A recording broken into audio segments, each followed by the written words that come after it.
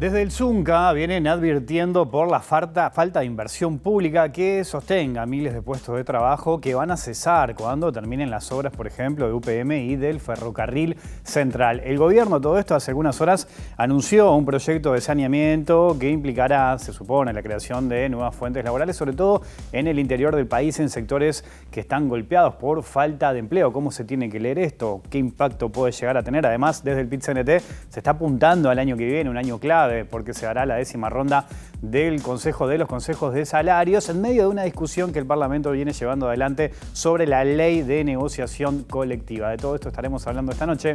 Bienvenidas, bienvenidos. Así comienza Lado B.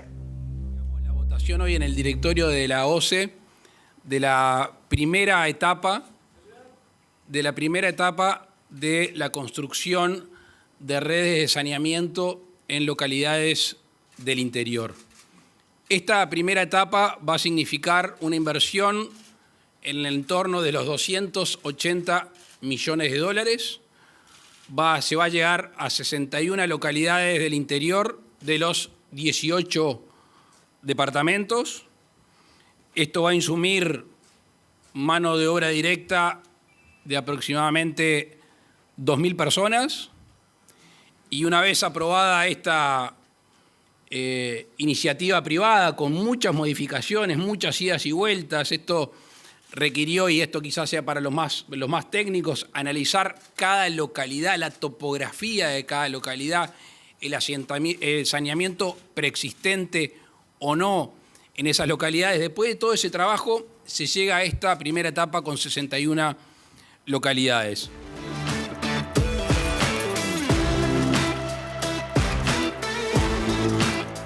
De estos temas hablaremos esta noche en vivo aquí en Lado B, en la pantalla de TV Ciudad, con Daniel Diverio, secretario general del Zunca, además integrante del secretariado ejecutivo del PIT-CNT. Daniel, es un gusto recibirte en Lado B. ¿Cómo andas? Bienvenido. Bueno, buenas noches y muchas gracias por recibirnos y bueno, estamos a las órdenes para intercambiar. Ahí veíamos, Daniel, al presidente de la República, ¿no? Luis Lacalle Pou, anunciando estas obras que bueno, va a generar impacto laboral. ¿Cómo lo ven ustedes desde el Zunca? ¿Qué impacto puede llegar a tener en las fuentes laborales? Bien, esto tiene un relato más largo. Nosotros denunciamos ya del sindicato allá en el 2020, ante la llegada de este gobierno y cuando veíamos el presupuesto quinquenal, que había un brutal recorte de la inversión pública y qué significaba eso dentro de la construcción. Por allá por el 2019, el promedio de trabajadores afectados a obras públicas era un 38% del total de los trabajadores. 2020, con el recorte que hubo fundamentalmente en las empresas públicas, después se le sumó en educación, bueno, en salud y en vivienda, ese porcentaje bajó muchísimo. Se logró sostener el nivel de ocupación y después se pudo crecer a partir de unas fuertes inversiones privadas, como fue UPM, Ferrocarril Central, bueno, el puerto de Montevideo y lo que ha sido la inyección de la vivienda promovida, que tuvo modificaciones y que generó fundamentalmente en la capital, zona metropolitana y algo en Maldonado, una fuerte presencia en inversión de ese tipo que generó sostener los niveles de empleo que teníamos y crecimos. Pero está claro que eso lo que dificultó fue de que en grandes zonas de nuestro territorio, al faltar la inversión pública, está claro que no se pudieron sostener los puestos de trabajo en los departamentos más lejanos. Y en ese sentido, ¿qué impacto tiene, por ejemplo, este proyecto y esta obra que se anunció? Bien, es una obra que nosotros habíamos escuchado de este anuncio casi al principio del gobierno. Se anunciaba $1.000 millones en aquellos momentos. Solo veíamos con cierta expectativa, porque si es cierto que no va a cubrir la totalidad de la caída de los puestos de trabajo, podía generar justamente cierta expectativa en generar empleo, fundamentalmente en los departamentos más lejanos donde tenemos mayor dificultades para generar trabajo. Entonces yo creo que es un anuncio que para nosotros es de recibo, pero que debemos ver en el momento de la ejecución qué realmente realidad tiene. Lo mismo que para nosotros también es de recibo lo que votó hace poco la Junta Departamental de Montevideo, la que este préstamo para resolver el saneamiento para algunos barrios de Montevideo que mejoran las condiciones sanitarias y podría generar unos cuantos puestos de trabajo. Lo miramos con expectativa, yo creo que va a ayudar, pero por supuesto que no va a poder resolver la caída importante que vamos a tener de trabajadores y trabajadoras a partir de 2023. Bueno, justamente ahí me detengo, ¿no? Porque tengo entendido que son 60.000 puestos que tuvimos este año más o menos de actividad. El caso del cierre o cuando llegue el final de las obras de UPM, el Ferrocarril Central, va a tener un impacto importante. ¿Cuál es el cálculo pensando en el año que viene en ese sentido? Primero, 60.000 es un número que llegó puntualmente en algún mes. Ajá. O sea, no es el promedio anual. El promedio anual es mucho más bajo. De todas maneras, nosotros pensamos que con el cierre de UPM, en la terminación del Ferrocarril Central, lo que fue la terminación del Puerto Montevideo, y también hace poco inauguraron lo que era el viaducto de la Rambla Portuaria, bueno, ahí podemos estar hablando de un impacto de cerca de 10 o 12.000 trabajadores, porque hay trabajadores que pertenecen a la planta, pero hay muchas obras conexas que tienen que ver con la planta que también se están culminando. ¿10 o 12.000 que se pierden? Que dejan de trabajar en esas obras. Ajá. La industria de la construcción tiene una mecánica de que las obras empiezan y terminan. Entonces vos tenés que estar proyectando qué es lo que tenés 2023, 2024 para poder sostener esos puestos de trabajo. ¿Se van a perder los 6.000 puestos de trabajo? Quizás no, pero se van a perder unos cuantos miles de puestos de laburo que no se pueden sostener ni con la obra de saneamiento, tampoco se van a poder sostener con la fuerte inversión que hay también, es cierto, en obra de infraestructura.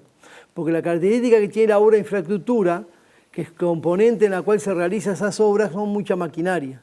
Para dar un ejemplo, por cada metro cuadrado de vivienda terminado, eso genera entre 3 y 4 jornales.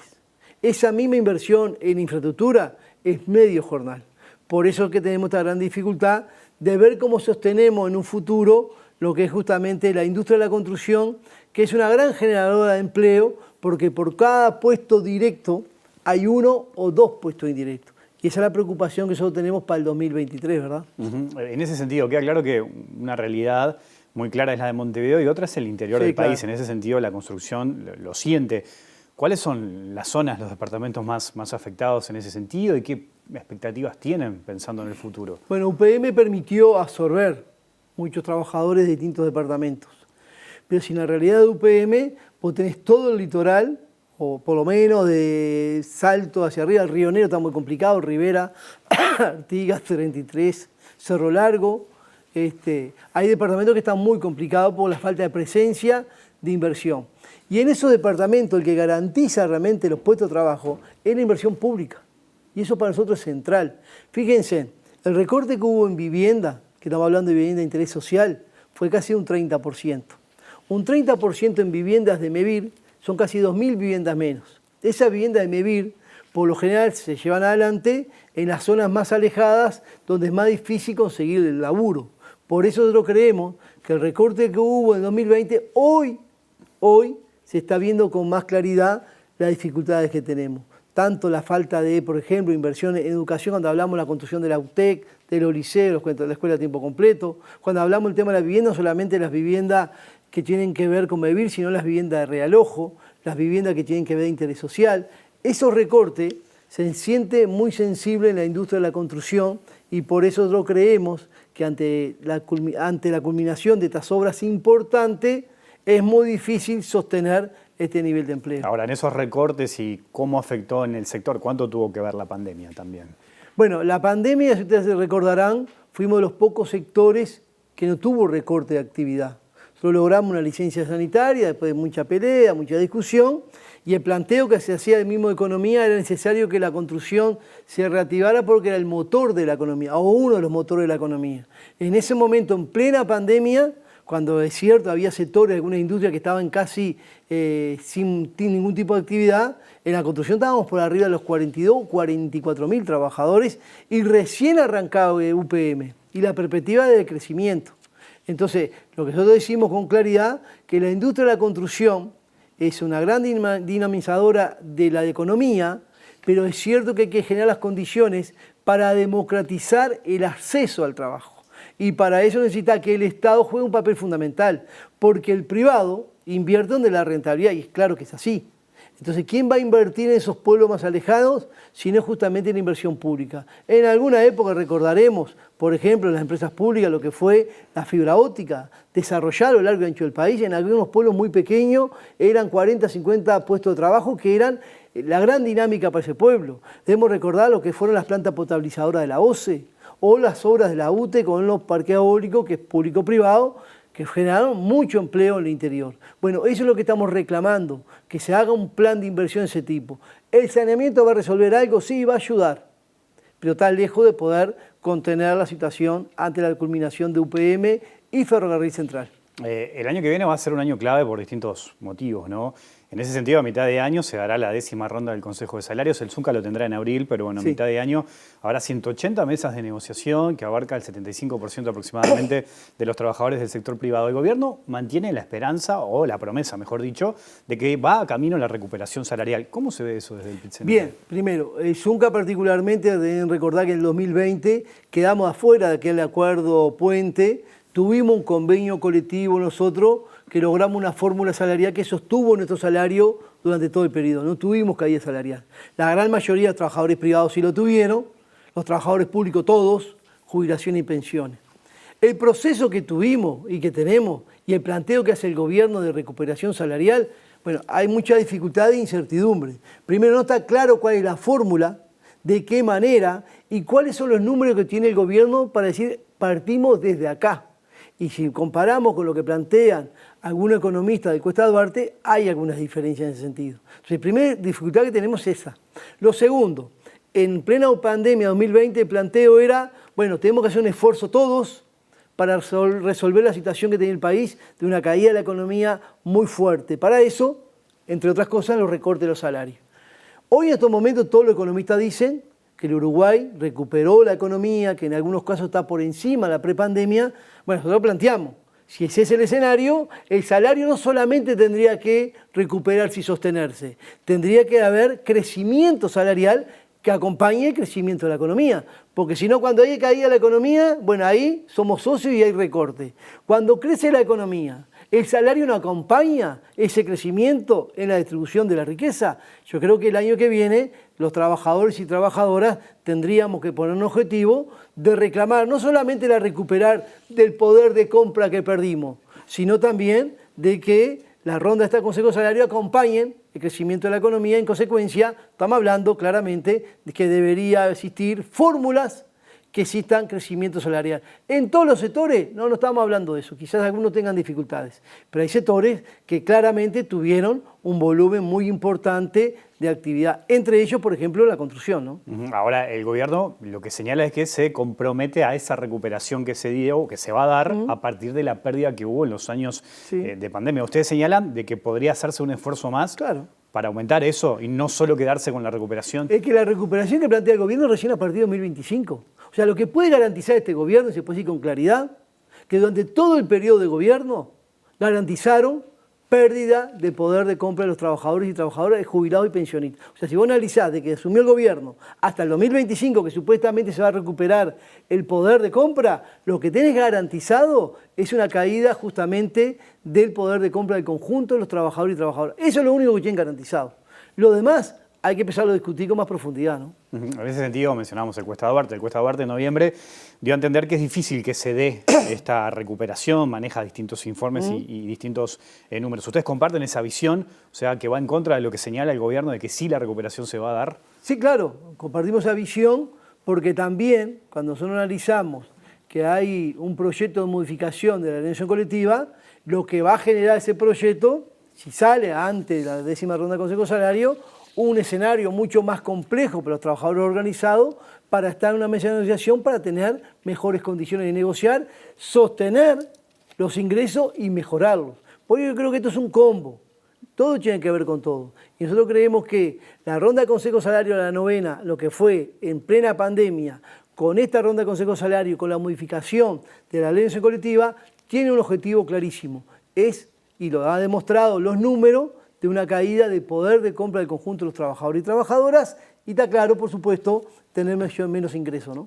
Hay un informe de la Universidad Católica que señala que este fue el año de más conflictividad, de mayor conflictividad en lo que va del gobierno, y señala que el próximo, en ese sentido, aumentará. Sí, claro. ¿Compartís esa visión?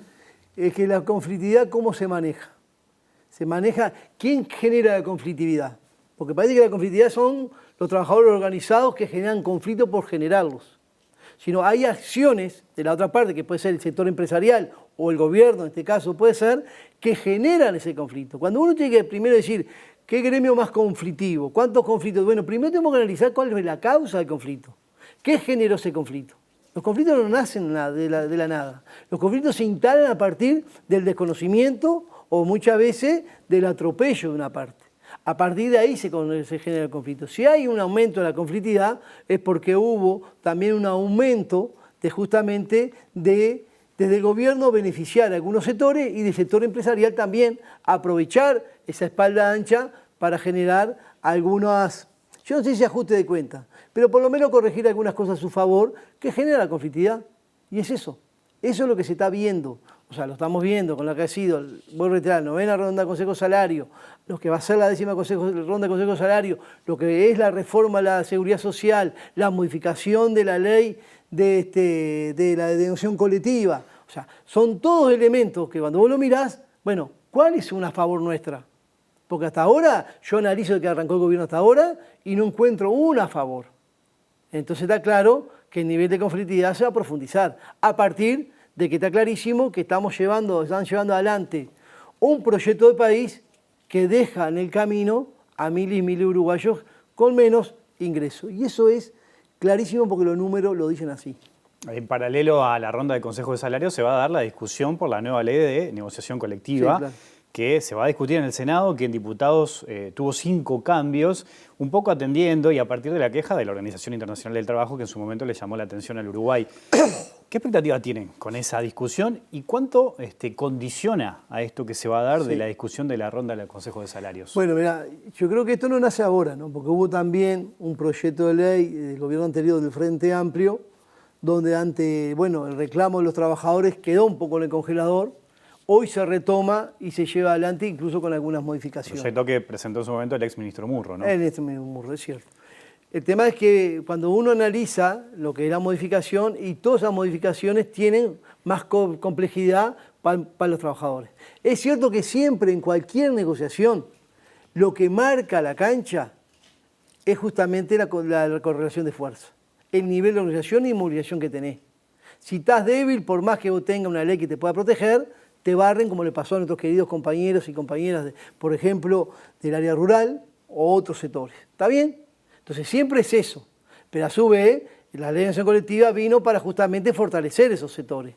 Y hoy con lo debilitan, porque la ultraactividad, por ejemplo, es un elemento central para esos sectores que tienen mayor dificultades para sostener ya beneficios logrados. La ultraactividad es uno de los 5 cambios que se introdujeron, sí, claro, en diputados. Claro, debería te dar una garantía de que mientras esté negociando, acordándose, sostenían los acuerdos que tenía. Bueno, hay varias interpretaciones sobre eso. Bueno, esas interpretaciones cuando se dejan simplemente para que una sala de abogados la defina, cuando vos estás medio débil, por supuesto que tenés mayor dificultad para avanzar. Entonces yo creo que hay algunas modificaciones que complejizan mucho más la posibilidad de poder discutir de mejor manera cómo se distribuye la riqueza justamente en la negociación colectiva. Y eso tiene que ver, voy a reiterar, con lo que hablábamos anteriormente, con las rondas de Consejo Salario anteriores y con algunos planteos que se están haciendo ahora que tienen que ver de revisar lo que tiene que ver el lugar que le correspondería a cada sector en el momento de negociar. Y eso es complejo. ¿Ustedes consideran que esto se va a aprobar antes de la discusión de la ronda de Consejo de Salarios? Y creo que tienen todas las intenciones, ¿no? Lo que hicieron con la reforma de la Seguridad Social muestra que están apurados a ir hacia adelante, como se dice, para tratar de desarrollar todas estas políticas o todos estos proyectos para dejar al lado del país que quieren. Yo creo que también la modificación posiblemente pueda salir antes. Va en nosotros también el nivel de movilización que tengamos y la salida que salgamos a la ofensiva para frenar estas cosas que yo creo que son realmente regresivas para el conjunto de la población, ¿no? Recordemos que esta observación de la Organización Internacional del Trabajo se da a partir de una queja presentada por la Cámara de Comercio y la Cámara de Industria, ¿no? Pero aprobar esta ley, por ejemplo, ¿implica que la OIT levante estas observaciones? Bueno, no hay mucha claridad en eso. Lo que pasa es que levantar con esta ley, por supuesto que el sector empresarial va a profundizar y va a seguir levantando más quejas. Es así. Entonces yo creo que lo que hace la OIT es recomendar, ¿no? Que es otra cosa, recomendar a resolver. Bueno, no ha habido mesa de diálogo en donde participen todos los actores de qué manera logramos resolver un planteo que viene de la OIT. Eso no existió, por lo menos en este periodo. Hay simplemente un proyecto de ley que se vota a mano alzada y sale para adelante. Entonces yo creo que eso también es muy complejo y vuelvo a reiterar, la 10ª ronda de Consejo Salario tiene como componente principal es ver cuál es la fórmula real que va a garantizar la recuperación del poder de compra perdido. O sea, lo que perdiste lo recuperas más, está claro, ¿no?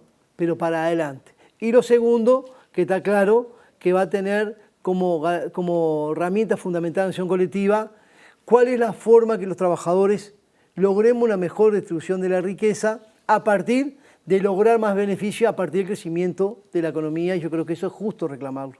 Hacemos una pequeña pausa y seguimos conversando. Ya Bien. sigue Lado B aquí en la pantalla de TV Ciudad.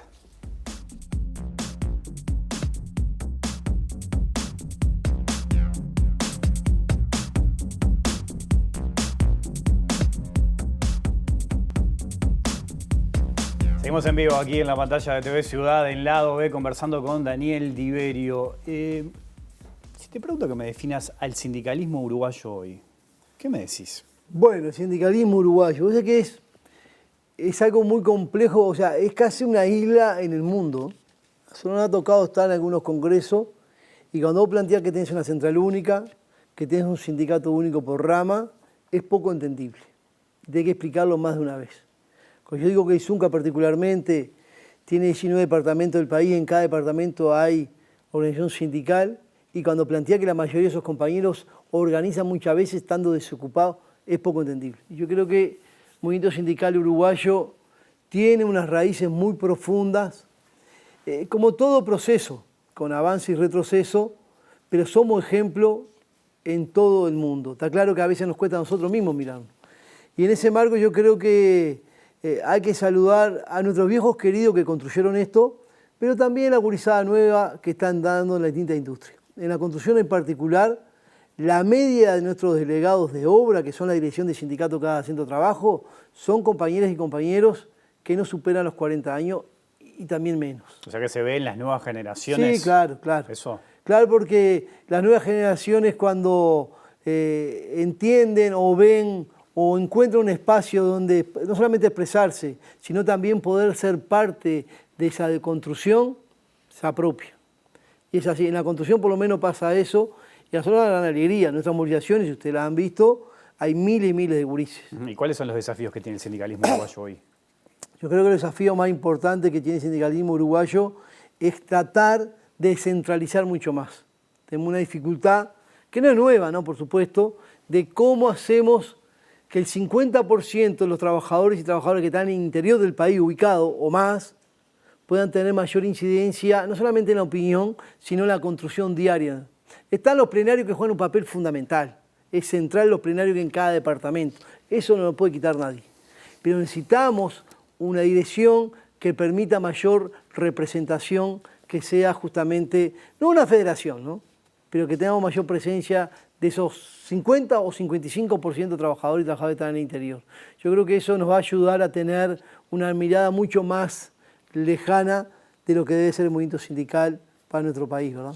Daniel, te agradezco mucho tu visita esta noche aquí en la OE. Gracias a ustedes por invitarnos y bueno, estamos a las órdenes. Hasta la próxima. Nosotros nos vamos, volvemos mañana después de las 20 horas. Que pasen bien, chao.